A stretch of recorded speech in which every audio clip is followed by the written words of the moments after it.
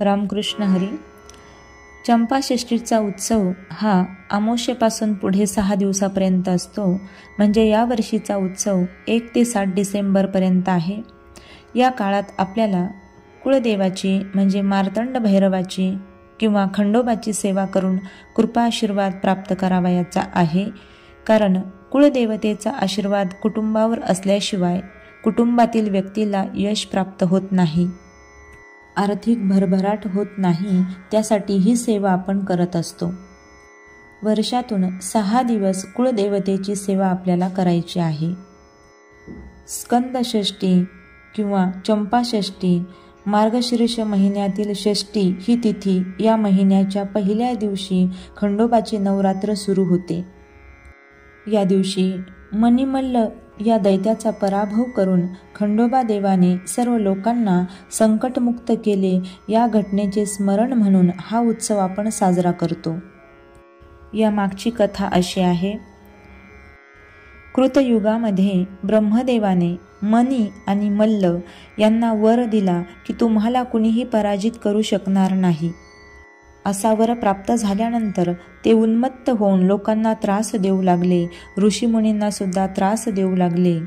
गायी ब्राह्मणांचे छळन करू लागले. स्त्रियावरती अत्याचार करू लागले. तेव्हा सगळे लोक अगदी त्रस्त झाले. म्हणून ऋषीमुनींनी भगवंताची आराधना केली आणि देवतांना मदत करण्यासाठी याचना केली.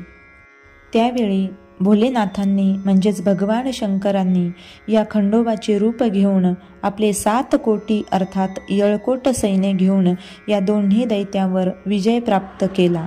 तेव्हा अगोदर मनी राक्षस जो होता तो देवाला शरण आला. भगवान शंकराला म्हणू लागला की माझ्या मस्तकाला तुमच्या चरणाजवळ स्थान द्या व माझे अश्वारूढ रूपही तुमच्या शेजारी असावे अशी माझी इच्छा आहे.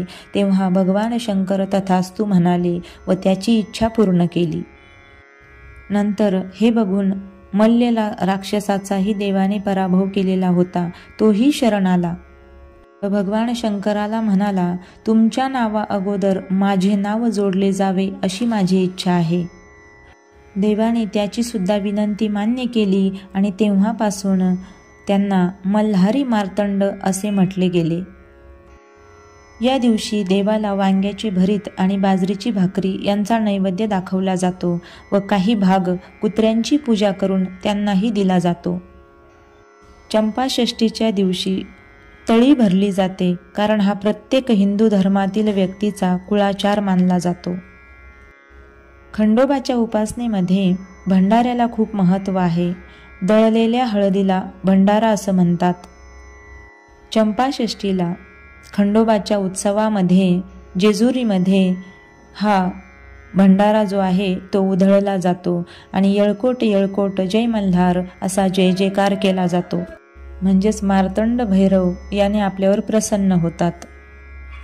या 6 दिवसामध्ये खंडोबाची उपासना करताना देवासमोर किंवा खंडोबाच्या फोटोसमोर जी आपण पूजा मांडलेली आहे तिच्यासमोर अखंड आपल्याला दिवा लावायचा आहे.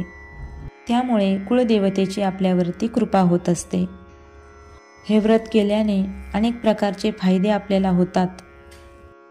खंडोबा उत्सव आपण आपल्या घरी साजरा केला तर अनेक फायदे आपल्याला दिसायला लागतात.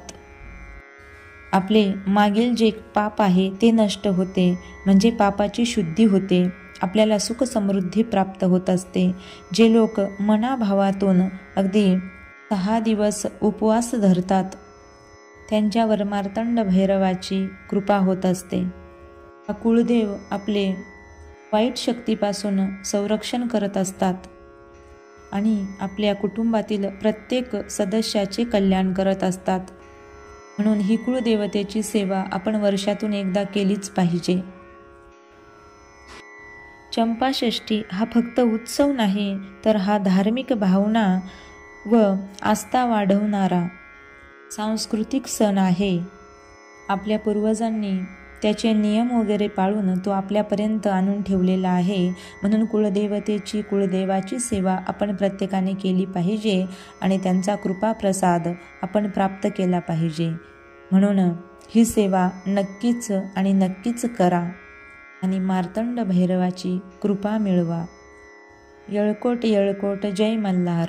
रामकृष्ण हरी.